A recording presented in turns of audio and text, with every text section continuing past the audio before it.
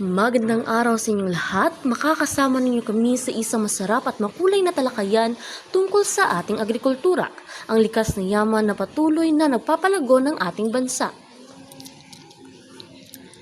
Tama ka dyan. Napakahalaga ng agrikultura sa ating buhay. Hindi lang ito para sa pagkain, kundi pati na rin sa kabuhayan ng maraming pamilya sa ating bansa. Kaya naman, importante na bigyan natin pansin at suporta ang sektor na ito. Ayon sa mga datos mula sa Philippine Statistics Authority, ang agrikultura ay may isang mahalagang sektor na nagbibigay ng trabaho sa mga milyon-milyong Pilipino. Hindi lang ito sa mga magsasaka, kundi pati na rin sa mga trabahador ng mga pabrika ng pagkain at iba't iba pang industriya. Oo, at hindi lang iyan. Ang agrikultura ang naging pangunahing pinagkukunan ng ating mga pangangailangan sa pagkain. Ang mga produkto tulad ng palay, mais, gulay at prutas, pati na rin ang mga karne, gatas at itlog ay galing sa sektor na ito. Kung wala ang agrikultura, hindi natin makakamtan ang mga bagay na ito. Nabanggit mo na ang mga magsasaka, kaya't talakayin natin ang mga modernong teknolohiya na ginagamit sa agrikultura. Sa pag-usbong ng makabagong teknolohiya, nagkaroon ng mga bagong pamamaraan sa pagtatanim at pag-aani.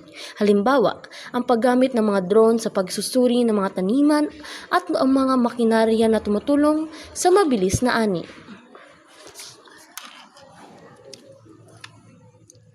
Oo, malaking tulong ang mga ito para mapadali at mapataas ang ani.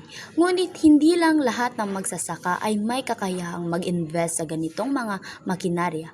Kaya't mahalaga ang papel ng gobyerno at mga non-government organization o NGOs na magbigay ng suporta sa mga magsasaka tulad ng training at access sa makabagong kagamitan. Sa mga mamimili dyan, malaking papel din tayo. Kung magpapakita tayo ng suporta sa mga lokal na produkto, makakatulong tayo sa mga pagpapalago ng agrikultura at magpapalakas sa ekonomiya ng ating bansa. Bukod pa rito, masisiguro natin na ang mga produkto ay fresh, masarap at malusog.